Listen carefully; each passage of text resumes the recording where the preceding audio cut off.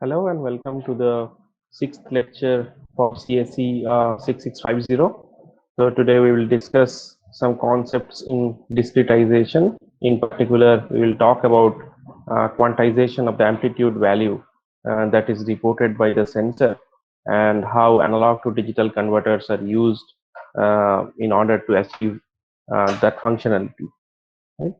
So if you remember from the last class, we have shown this experiment where the subject was moving in front of the IR converter, the photodiode, and the voltage value was being picked up and plotted, which is shown on the right hand side.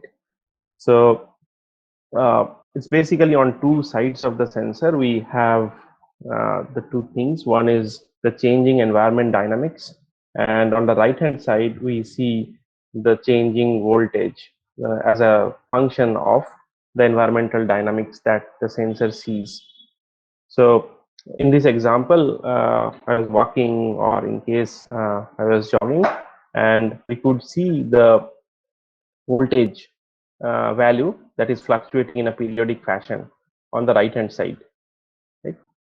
So we also spoke about the proximity detector in the last class when we spoke about the event detection problem, and in that case also we saw these raw values coming in from the sensor, and we were just trying to detect some kind of an event, whether a human being was present in front of the sensor or not. And in this case also we are trying to do something a little bit more involved than event detection. We are trying to do things like step counting or okay. So what we were getting here is the raw values, right? We just dealt with these raw values, and we were checking whether these raw values are greater than some kind of a threshold that we discussed in the last class, and this is the way we were trying to define whether an event has taken place or not. And we were trying to see what was the optimal value of this threshold, what was the optimal threshold to maximize probability of detection, PD, for a given false alarm rate. So probability of false alarm, let's say this is fixed, and we are trying to determine the value of optimal threshold such that the PD is maximized, right? So that we get a higher probability of detection or the event detection rate by the detector. Right? So what we did not look at very carefully last time was that how are these raw values obtained, right? We showed you a code snippet saying that we were using this analog read function and we are getting a digital sample, right? And that's all that we have presented till the last class. So now what we want to show you is trying to characterize these raw values, how accurate these raw values are or how precise these raw values are. We will talk about that. Okay. So as you understand, the actual signal is continuous in time as well as continuous in amplitude. So the actual value of the voltage that is coming out from this photodiode or this IR receiver, this voltage, right, this has a continuous amplitude, right? It's not discretized, right? Not it is not precise to 2 places of decimal or 3 places of decimal, right? It's actually is an analog value that can have like infinite precision, right? And also in case of time, the signal is always present in this pin, right, irrespective of whether you are reading it or not. So our ability to read the voltage value at certain intervals of time make this thing discretized, right?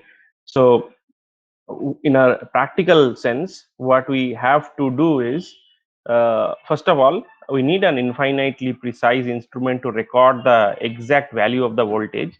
So it is impossible to store digitally, right? So with this value of the amplitude in continuous domain, it's not possible to work with this kind of data in digital computers, right? It's not possible to store those values digitally. Right? So we have to somehow come up with an approximation, right? Instead of using a continuous amplitude, we want to have this value of an amplitude to a certain degree of precision, right? We cannot be infinitely precise, but some finite precision we have to agree upon.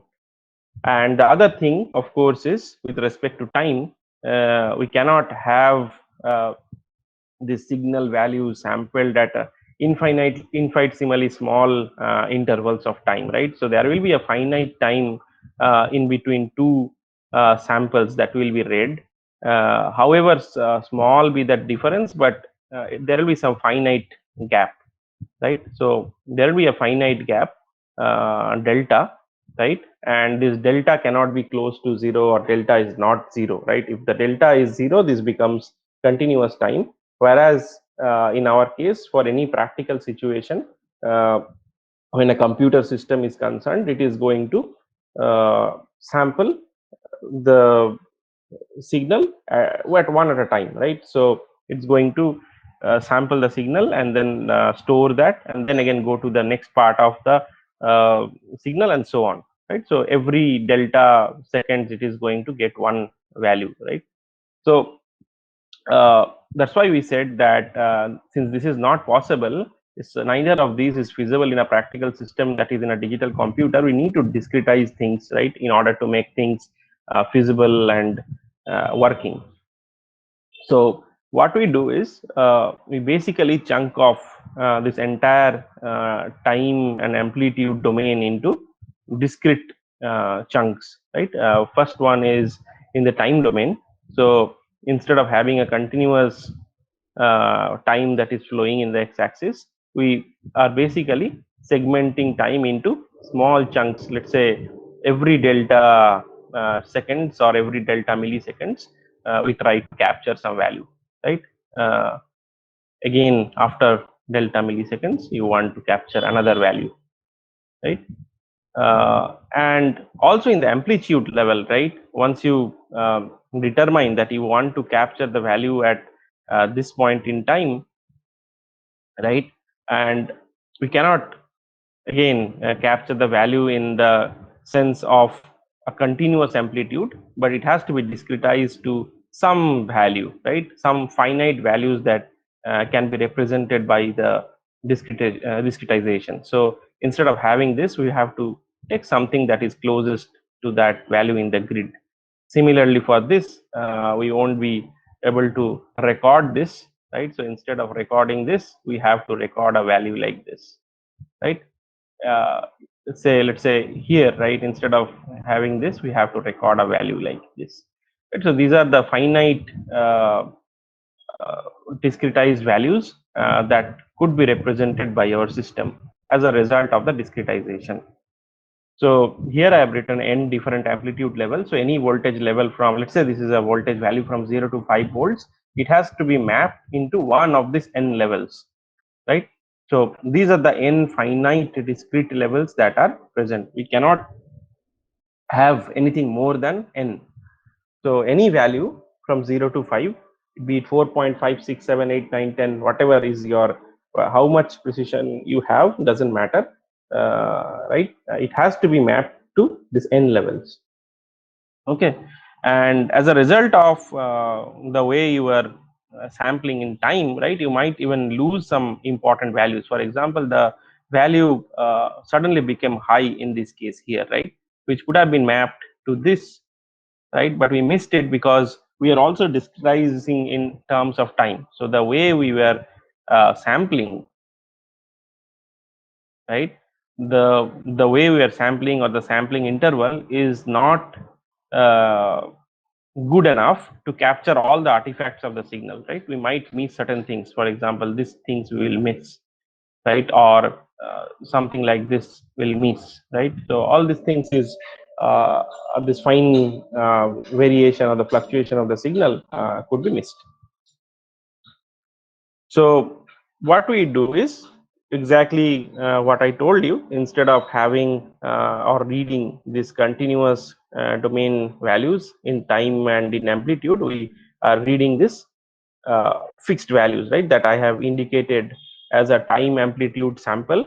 So at a certain time you are reading a certain amplitude, and when you sample that, the yellow circle is representing that particular point.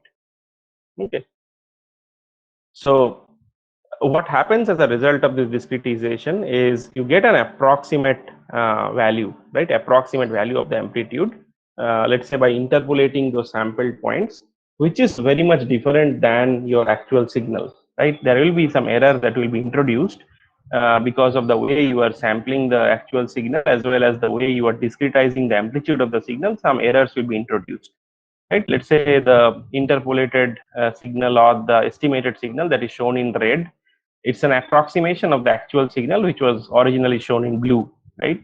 And this discretization, as you see, leads to an estimation error, right. We will discuss more on the estimation error here and how much estimation error takes place and so on. So this is a discretized version of the signal which is fit for consumption by a digital computer.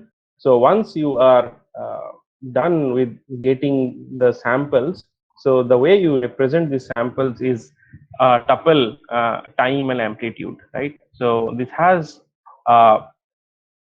finite precision, right.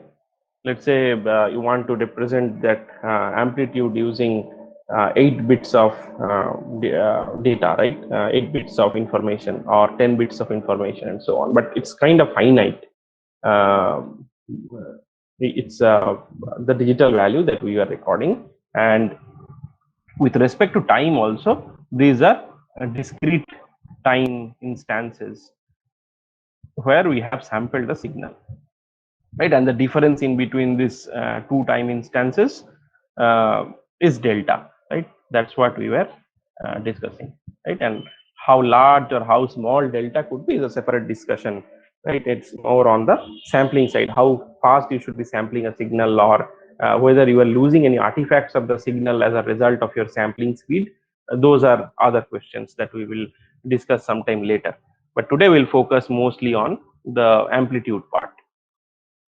Okay, so how accurately can we discretize? The first thing, of course, I said was how fast you are able to sample the signal. First of all, you need to sample close enough time instances in order to get a complete picture of the signal. And the sampling rate is determined by the ADC. So the analog signal is fed into the analog to digital converter. And as we discussed in the starting part of this semester, was all these peripherals had a clock prescaler, right. It was not directly using the CPU clock, but it has a maximum limit. Let's say even if the CPU clock operates at 16 megahertz speed, it could be that the ADC can only operate up to, let's say, 125 kilohertz, right. In that case, we were using a ADC prescaler. In this case, this prescaler will be 128. You have to divide it by 128 in order to achieve this speed of 125 kilohertz, right. Okay, so this is with respect to time, and the other thing was with respect to amplitude, right. So the analog signal is basically passed on to the digital converter, which creates these values, right. So this A1, A2, A3 and so on, these values have to be digitized, right. So if A1 is the analog signal amplitude, it is, let's say, not yet discretized, so it cannot be stored digitally, or it cannot be expressed as a value of finite precision. So we are just assuming that A1 is the analog signal amplitude, and once we pass this pass this analog value to the ADC, it is going to convert it into a k-bit digital value. Okay, so the k-bit digital value can represent 2 to the power k discrete levels, right. So we are discussing about this n levels where every signal will be mapped to, every signal value will be mapped to So here also each analog signal amplitude is mapped to one of these 2 to the power k levels, each level indicating a say a fixed voltage value. Right, we can have these voltage values in a sorted order, right, where all zeros could mean the minimum value in the range, and all ones could mean the maximum value in the range, right. We can have an uniform uh, distribution of this different of these different levels across the entire range of the voltage that it is able to represent. So the higher the value of k, higher is the accuracy of representation of the signal, because if you are adding more bits, the value of 2 to the power k rises. So for a fixed voltage difference, let's say you are representing the values from 0 to 5 volts. So if you are using 10 bits, you are having 2 to the power 10, which is 1024 levels, right? Whereas if you are using just let's say 8 bits, you will just have 256 levels, right? Which is less granular, right? We want to make the discrete value of amplitude as granular as possible, right? As fine grained as possible.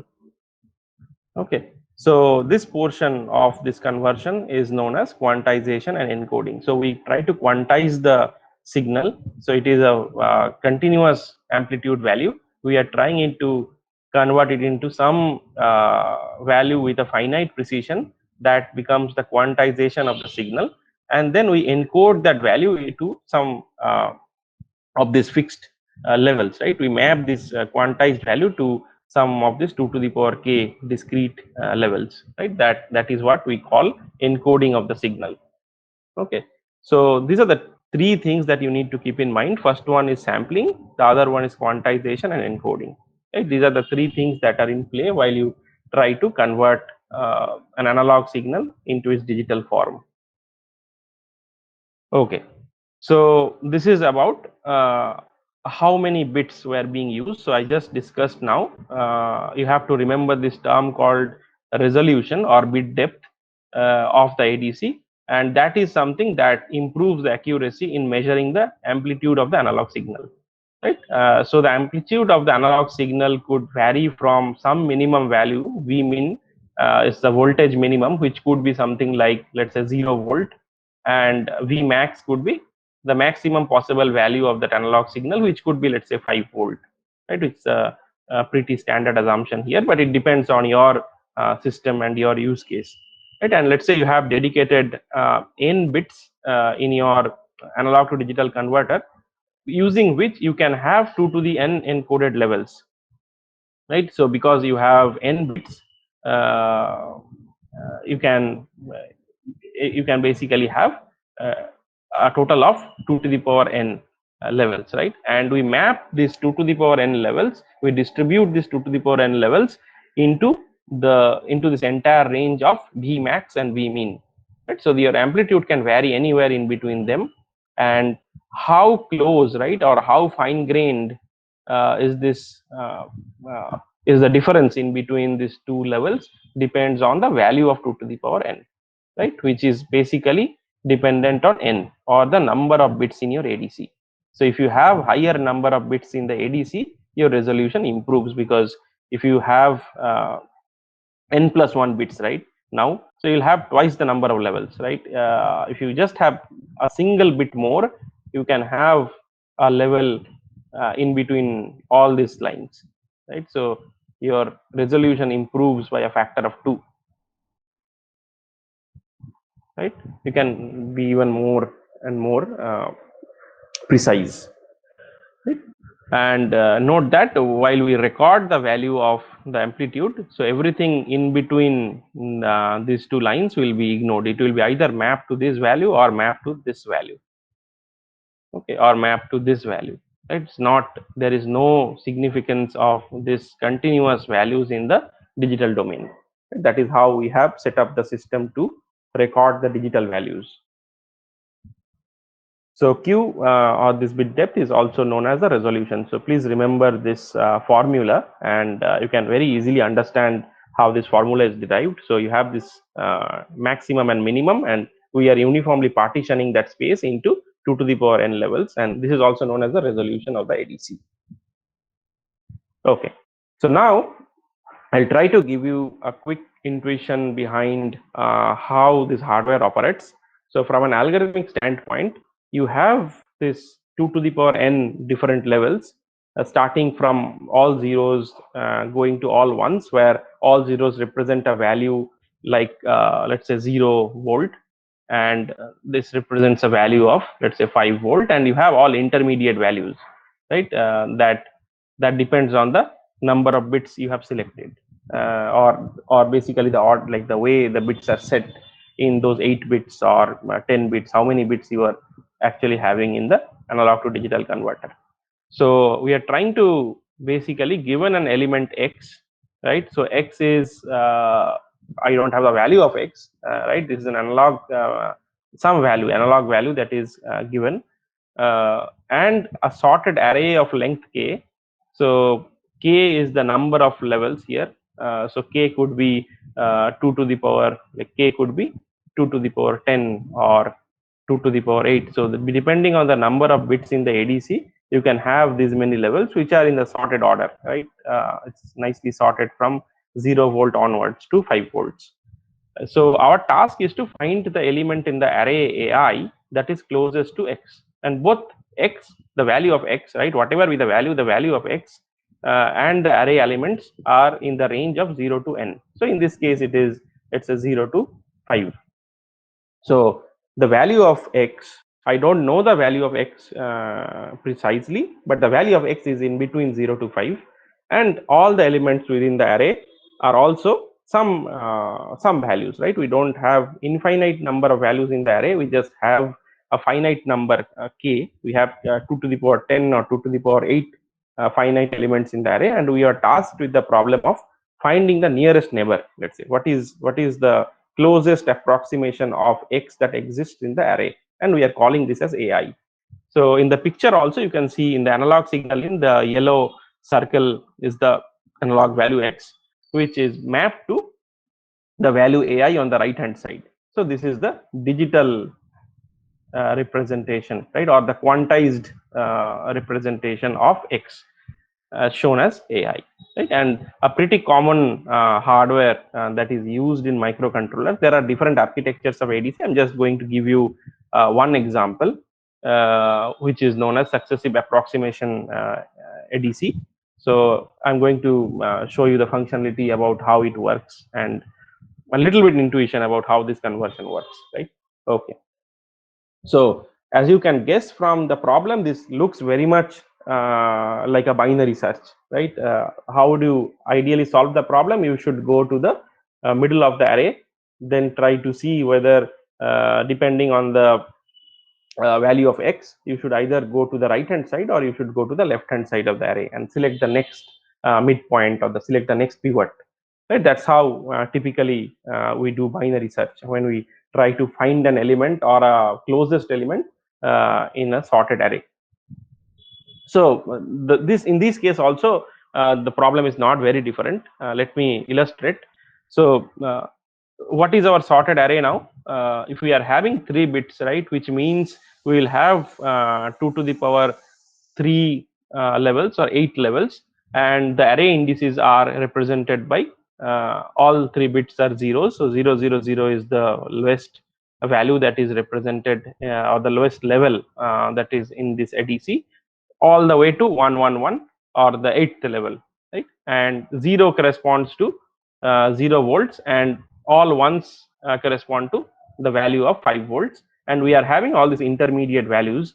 These are the values in the sorted array in our example or in our analogy, right? And let's say we want to find the digital representation, or which level this x is equal to, let's say something around let's say the true value is 0.52, which is by the way not known, but there are ways in hardware in order to somehow get an approximation of the mapping to be correct, right?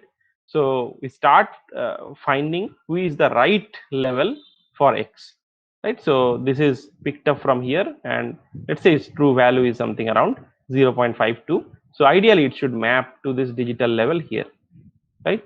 So what is normally done in a binary search, here also we try to do the same thing. we select and the midpoint or some pivot, right, in the array. So in this case, let's say we choose 1 0 0, which is something like the midpoint, and we compare the value of x, right? So the value is 2.86 here, right, 2.86, and we try to compare this with x, right? So whether x is bigger than 2.86 or x is smaller than 2.86, right? In hardware, it is possible to do such comparisons using an analog comparator. So even if you don't know the exact value of x, but I can tell you, given an analog signal and a reference 2.86, I can possibly know whether x was greater than 2.86 or x was smaller than 2.86. So that is possible to do, right? And in this case, we find that this was smaller. So this was smaller, right?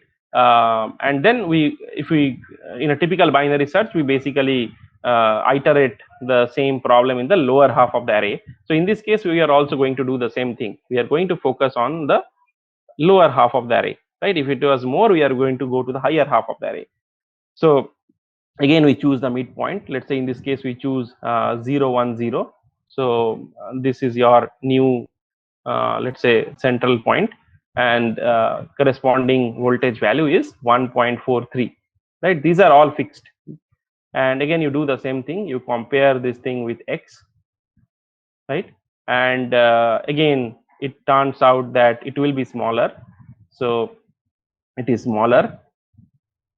And then you recurse again and find out that this is the new midpoint. So it is 0 0 1, which has a value of 0.71, right?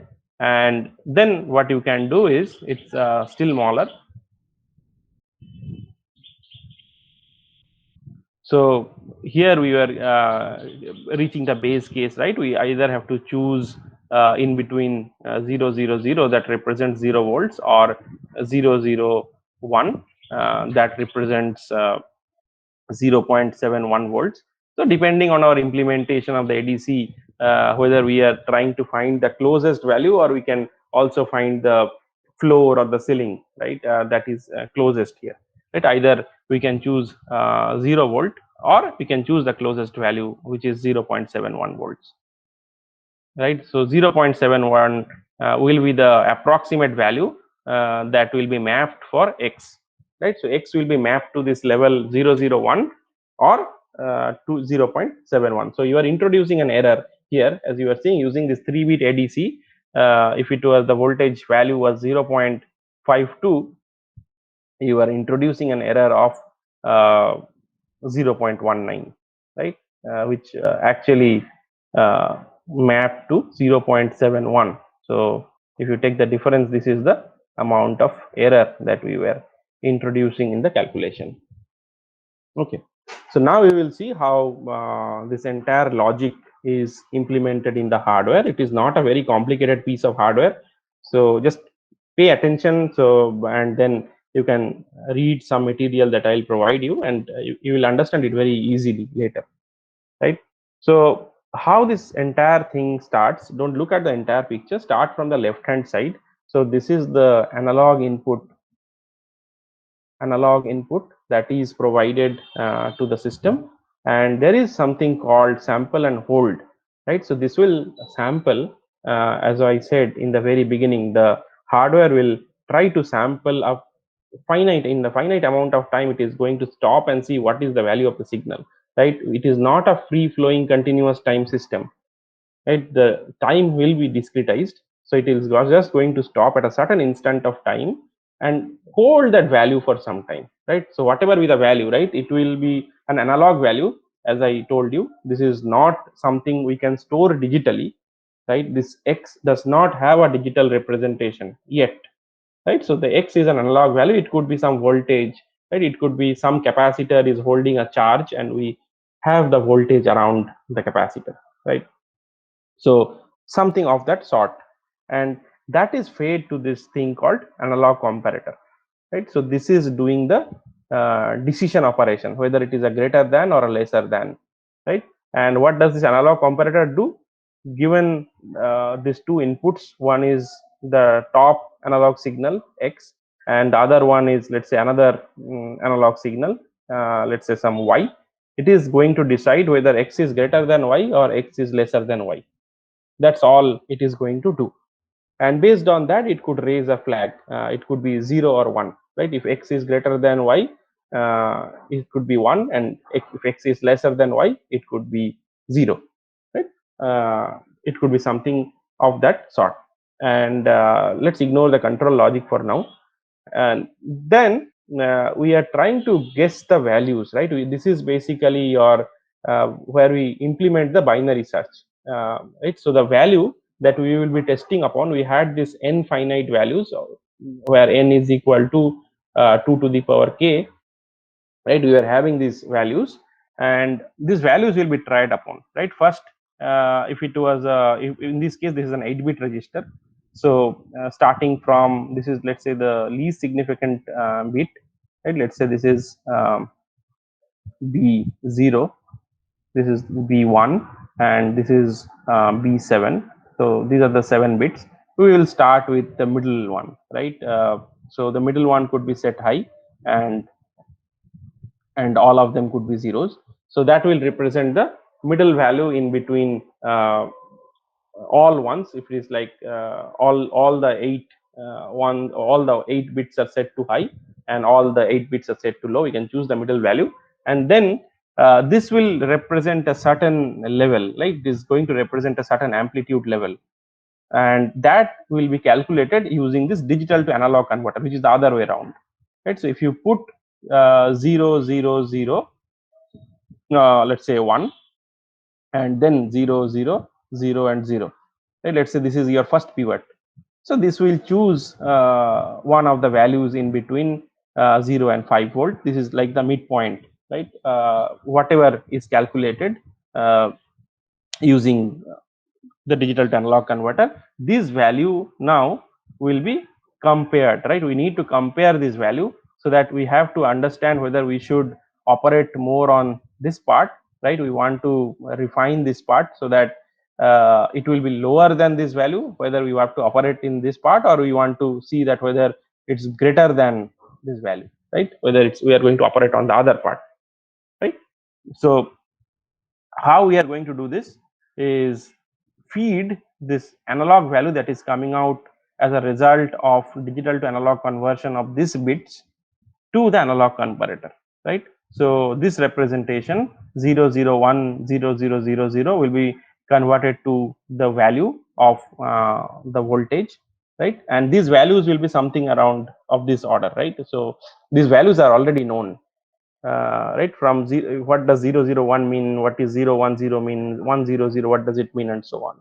So in this case we are feeding the midpoint, right? In this case this is 100. We have this 8-bit ADC, so in this case we are putting a slightly higher value, and that particular analog value is fed, which is also called y here, right? And if it is greater than x, we have to basically try out the other half of the array. So we have to create a newer bit sequence here, so the bits will be set in a different way that we want to try next.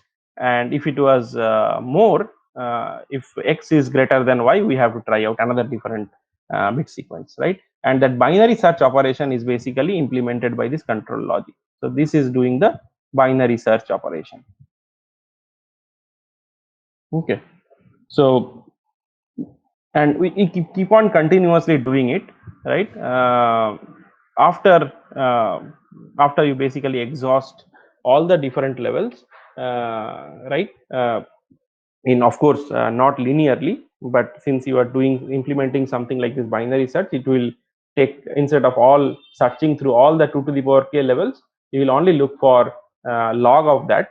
So you will expand like k cycles, right? If it is a k bit ADC, right? If it is a k bit ADC, you will have 2 to the power k levels, right? But since you are doing a binary search, you will end up only searching log of 2 to the power k levels, which is basically k, right?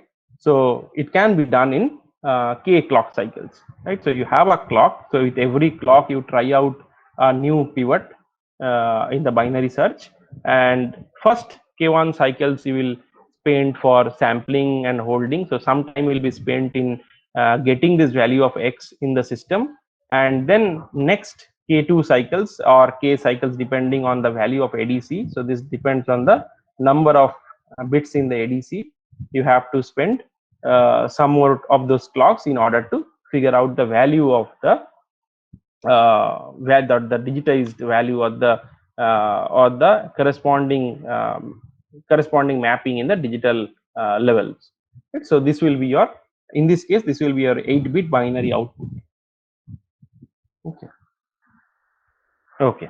So 8-bit binary output, because this is an 8-bit ADC here. And one more thing that you will get after this is done, it also throws out this flag called EOC, or end of computation.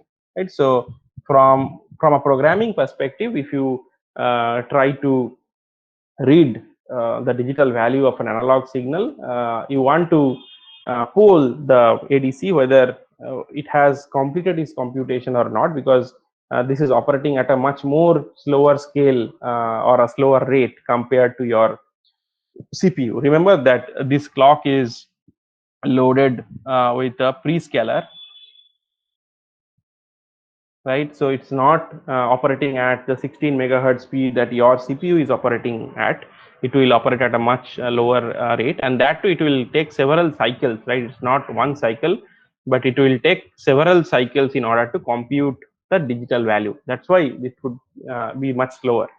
Right? So if you have a 16-bit ADC, so it will take 2 or 3 cycles here to do the sample and hold operation, and then 16 cycles, right? 16 clock cycles uh, in order to get a 16-bit digital value. So all of this will take time. Okay, and this clock, note that it is operating at a much lower rate, right, compared to the CPU clock. It will be 125 kilohertz. So in that way, you can actually figure out that what will be the throughput of your ADC, right? How much, what is the number of bits that it is giving out. So if the resolution is very high, the number of instances of the digital values that you can churn out will get lower, right, per unit time. I hope if there is a confusion, please ask me later, right? If this 8 thing increases, right, if it can become 10, or it can become 12, or it can become 16, and so on. So based on this value, right, the conversion speed will become slower and slower. You will need much more cycles in your successive approximation register to find the right level, right? Basically, you are having much more number of levels. You are having twice the levels, or 4 times the levels, and so on, right? That is why you have to pay the cost of in terms of time. Okay, so let's see, we have shown you this example earlier, right? Something close by, when we were trying to do the proximity detection. Here also we are using the same sensor, and on the right hand side I am trying to show you the level. So this was using 10-bit ADC that is available in Atmega 328p, and I'm trying to show which level was mapped for a particular voltage value. So if I move my hand, this is going to, so movement of my hand is going to create some voltage value that will be reported by the IR sensor, and that value will be digitized. And after you do the digitization, you are going to identify a certain level out of this 0 to 1023. Actually, if you are including 0, so this is 2 to the power 10 minus 1, right? So you are identifying some some level, and then we will map that voltage level to a voltage value, right? Till now it is just some discrete value from 0 to 1023. So if you see, once I move my hand, depending on the voltage that I see, I am able to discretize the value in some form. I can see the fluctuation of the signal, right? So note that this is a discrete thing. So this is a discrete.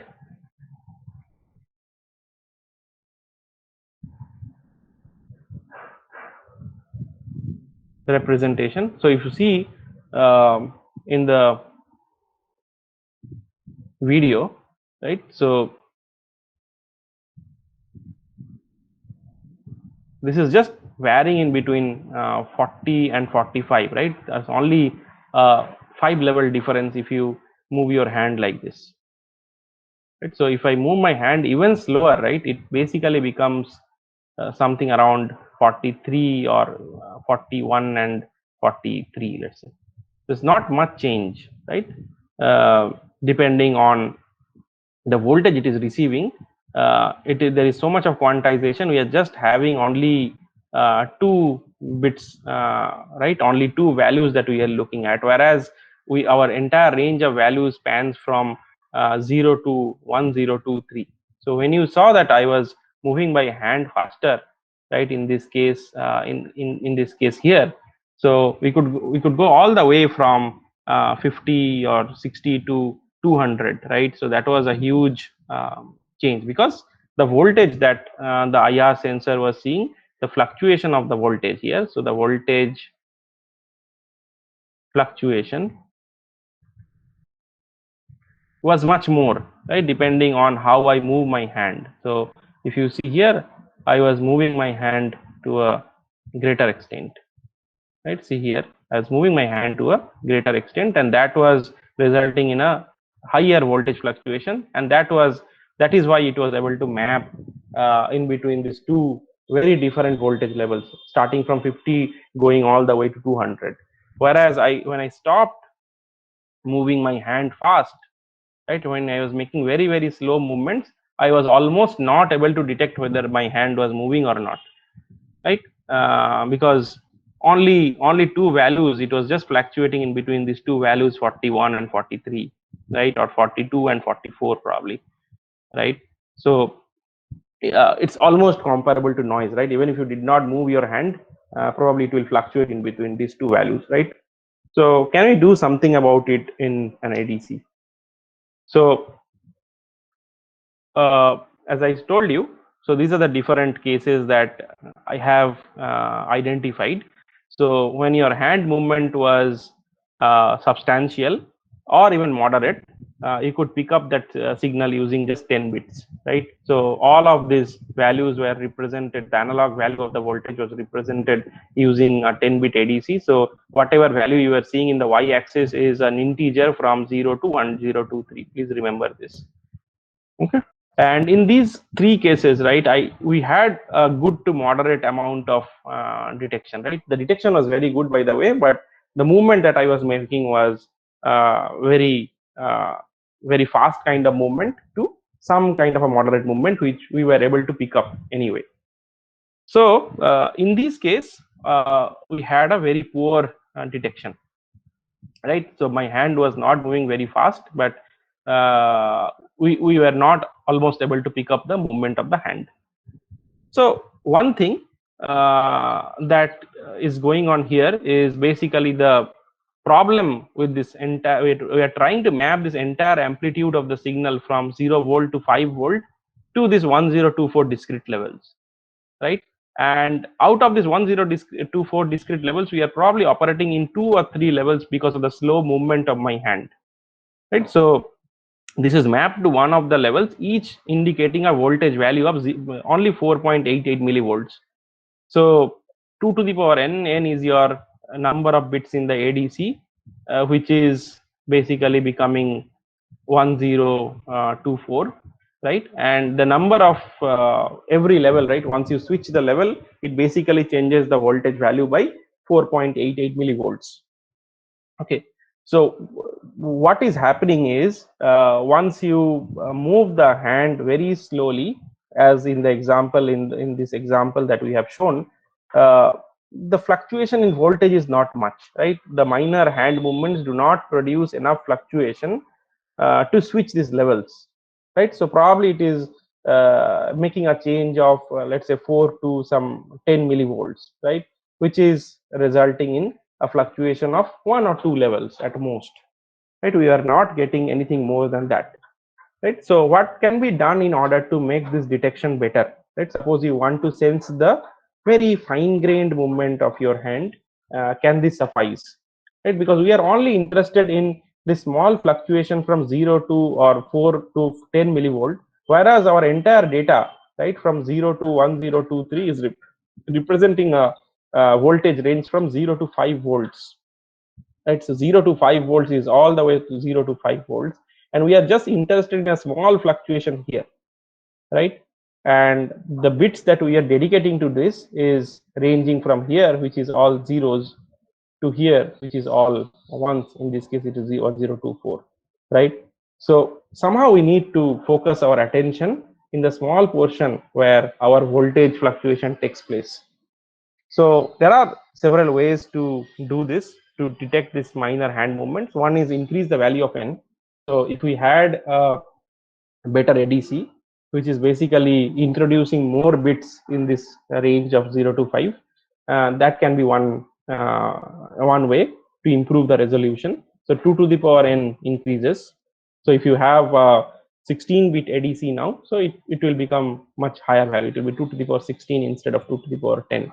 Right? So that can pick up more fluctuations, and it can give you much more level differences uh, compared to 4.88. It will become much higher or much lower value than that. But it might not be feasible, right? You need to change the hardware in that case. And the other thing that you can do is the V mean could be increased, the minimum voltage values, but normally this is kept at 0 volt, right, for all practical purposes, and this is fixed in hardware, so there is not much room to do anything here other than you have to switch to a better microcontroller which does have a 16-bit or a 14-bit ADC. But please note that your throughput is also going to come down, right? The conversion will be much more slower. So the other option which is possible in these microcontrollers is to decrease the Vmax, or sometimes this is known as the reference voltage, right? So if you decrease this value, right, instead of having it at 5 volts, you can suppose your all this voltage fluctuation takes place within 2 volts, right? So I'm not interested in anything more than 2 volts, so you can dedicate all these bits from 0 to 1024, all these levels will do a mapping from 0 to 2 volts instead of 0 to 5 volts, right? So this could be changed, and this is known as the reference value of the voltage. Okay, so default you can use 5 volts, but there are techniques by which you can switch the value, right? You can give a chosen value. You can choose what kind of reference that you want to use for your sensing application. So we will see for the 5 volt case, as you are seeing, there is not much difference in the voltage values. I am keeping on moving my hand slowly at a certain distance from the sensor. So a ref, right, the analog reference that we are using is 5 volts. Now I change the analog reference to just 1.1 volt instead of 5 volts, right? And then note that the fluctuation in the signal is much higher, right? So now we are switching 60-50 levels for this light movement, whereas we were only switching 2 or 3 levels earlier. As you have seen, we were just stuck in between 41 and 43. But in this case, even the slight movement of my hand is resulting so much voltage change, right? So much change in the number of levels, right? The voltage change will be the same, but we are able to capture that, right? Even a minor change in the voltage, we are able to capture that because we have now dedicated all the 1024 bits in this domain of 1.120. So within this 1.120, we were representing this particular range using all the 1024 values. And earlier what we were doing was we were representing this range using 1024 bits. So this was a little bit more, it was covering a larger range of values, but it was less sensitive. It was less sensitive.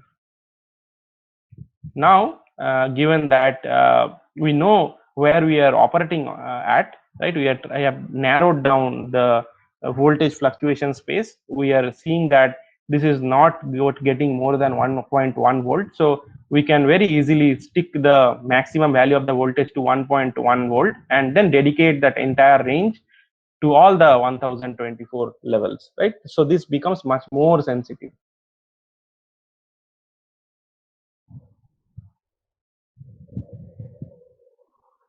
Okay. So now the next thing that we want to see is that how does it work in a AVR microcontroller. So as I said, all these different devices, right, analog to digital converters or timers or counters, as you have seen, even the input output ports, they are controlled by a certain set of registers. So in this case also our ADC, or whatever I have written, the ADC combined with the conversion logic, right, the analog to digital converter, this entire thing is controlled by a certain set of registers, and we are going to tell you some of the mostly the important bits in the important registers. So there are many other functionalities that I cannot cover in this class, but if you look at the manual you will be able to understand more. So the first register and the most important register is the analog to digital multiplexer register. Okay, so if you see in an Arduino board, this is port C, by the way, if you want to use this as digital input output, and you also have this analog input pins, right? So you have to select which pin to read from. There are so many pins, right? uh, there are 6 pins here to read from, right? You need to determine by giving an address or the identifier for that particular pin, which is actually called the input sources, right? Which input source you want to choose, and that value is mentioned here, right? So this 4 bits, right? So 0, 1, 2 and 3. So these are the 4 bits which is responsible for choosing a particular input source, right? And as you saw, we also need something called the reference voltage, which by default is 5 volt, but you can change that. You can make it 1.1 volt or 2.56 volts, or even you can provide your own input voltage, right? You can actually put an analog reference voltage from an external source, right? So suppose you want something which is super customized, right, and you want to improve the accuracy of your sensing much more, right? For example, in the last case we saw, we were using something that was available by default, right? Let's say 1.1 volt was the analog reference voltage. Suppose you have found out that it does not go higher than, let's say, 0.95 volt, right? So you could have even given an external input of 0.95 volt, and then select that particular input source. So these 2 bits, right, this 0 and 1, these 2 bits will be used for selecting the reference sources, whether it's a default 5 volt. There are circuitry inside the Arduino itself that will provide you 1.1 volt reference. Some of the boards also give you 2.56 volt reference, and also you can give your own voltage source, right? You can use your own reference voltage, right? So what to choose from will be determined by the bits that you are putting in this two, for the first 2 bits in the multiplexer register, right? This AD mux is basically setting up which bits to read from, which sources to read from. Okay, so this will directly go to the conversion logic. So now I have which source to read from and what is your reference voltage. So these are the 2 things that are available to the conversion logic.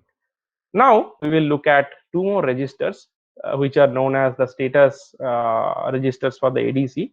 So there are 2 status registers. Note that there are this input, these are, we have this map to some of these registers in the memory location. We know their address. So if you remember, we were dealing with the input output registers for DDR-B or port B, and so on. So like that, this ADMUX register has this address in hexadecimal 7C, or ADC status register A has this address of 0x7A, and there is one more register, status register B, which has the memory location of 0x7B. We won't deal much with the status register B for now. Later we might look at interrupts and so on, while we will discuss more about the status register B if it is necessary. But for now, just to understand the minimal operation, we can just stick to the status register A, right? And for functionalities, you can always go back to the manual and try to see. So now the input is loaded. I mean, the input is selected. The reference is selected. What is our next job?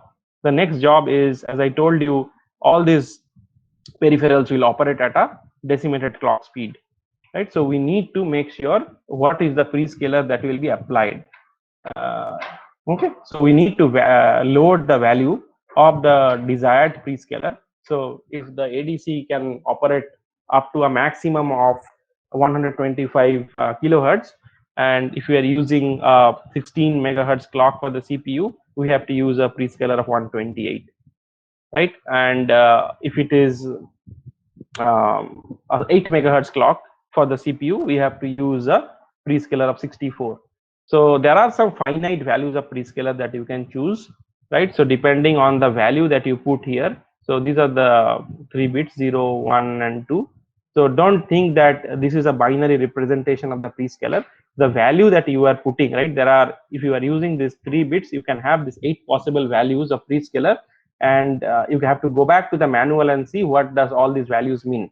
If it is 0, 1 and 2, sorry, if it is all ones, it could mean something. If it is 0, 1, 1, it could mean something, right? So these values are mapped to certain values of prescaler in the data sheet, right? You can take a look at that if you actually code it up.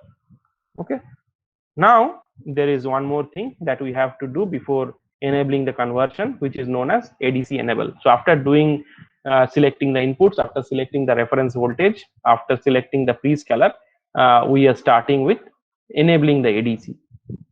Okay, so now the ADC is enabled, and for the time the conversion takes place, this bit will be basically 1, right? So once it goes to 0, we know that the conversion has completed. So if you see in the picture, we were showing something like end of compute, right, from the successive approximation register, right? So when the end of compute has taken place, it will clear the value, right? Otherwise you can keep on checking the value whether it is 1 or not from the status register. In that way you know that whether the conversion has been completed or not, so that you can request the next reading, right? You can do the next job in the ADC. Okay, and there are the output. For the output, right, the output is, as you understand, it will be a 10-bit output, because the ADC is the length of the ADC is 10 bits, right? But all these registers are just 1 byte or 8 bits, so basically you will need 2 registers, right? So there are these 2 registers, the ADC high register and there is this ADC low register, right? So the output data of 10 bits will be written in these 2 registers, right?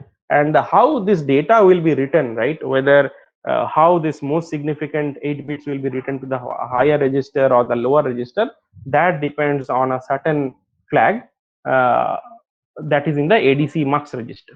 So there is this flag which is known as the right or left adjust, right? So this is known as the ADC AD left adjust result. So this is a special flag which is going to represent the result in a certain way, right?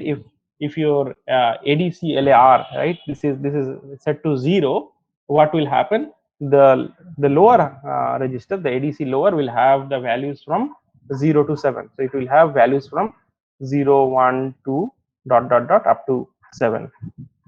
Okay, and the other one will have the values 8 and 9. So the 8th bit and the 9th bit will be here, and this will not be used.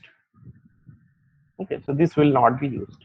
So this is with ADLAR is equal to 0, right? So and you need to read this 8 bits first from the lower register, and then you read this 2 bits from this register, right? And then do a left shift and join these 2 values to get the 10-bit value. You have to use a let's say 16-bit int for doing this operation, right? You have to use a 16-bit int, first read this first byte, read the second byte, left shift that by 8 bits, right? Because this is the lower significant part of your 10 bits, and then do a logical OR. Okay, Okay. So the other thing is what we can do is for the ADLAR is equal to 1. Okay. So if it is ADLAR is set to 1, there is another thing we can do. So this will basically rearrange the data bits. So if it is ADLAR is equal to 1, what happens is this ADCL will contain bits 1 and 0. Okay, and this part will be ignored now, and your data will be contained here in the ADCH, right? From all the bits starting from the second one, 2, 3, 4, 5, 6, 7, 8, and 9. So these are the 10 bits. So in case you just want to work with 8 bits, right? Suppose you do not, for your application, you do not need 10 bits, right? I do not need 10 bits. I am happy with 8 bits. You can simply use this ADLAR is equal to 1, which will be much more efficient now, because you don't have to deal with a 16-bit integer anymore, and you do not have to actually read ADCL at all. What you can simply do is that just read this ADCH register, and then this gives you a 8-bit value. And that is it, because that is the precision that you are looking for. You are not looking for this least significant 2 bits, right? That is what you agreed upon. If you want to do that, you are always welcome to do read this as well and do the adjustments to get the 16-bit value. But anyway, you could have done it in the first place with ADLAR is equal to 0, right? But in this case, it becomes much more easy if you just is interested in the most significant 8 bits. So you can completely ignore this ADCL register, right? You can simply read the ADCH register, right? So that will result in higher efficiency in doing this operation. Okay. So I won't teach anything new today, right? So next day I'll try to continue from this part, right? Talking more about this ADCs and how to actually program them in your code. And we will see that there is an internal temperature sensor in the ADC itself, right? And we will see how to go through this entire procedure of setting these different multiplexer registers or the status registers, right, in order to read the value from the ADC, right? So that will give you a hands-on idea about uh, handling the ADC inside your Atmega microcontroller, right? And after that, we will also look at things like some theoretical analysis on what is the quantization error, right? As you have already seen that because of using this analog value of converting this analog value to a digital value, we were losing some information, right, because of this quantization. And how much error was being introduced as a function of the number of bits that we were using in the ADC is something to note. So we will see that arbitrarily increasing the number of bits won't help. So we have to have some finite or finite number of bits, of course, but how many bits you want to expand, that we will study in the next class. So for today we'll wrap up.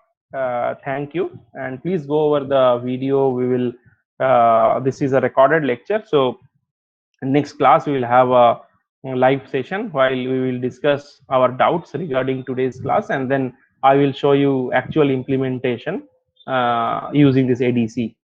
Okay, thank you.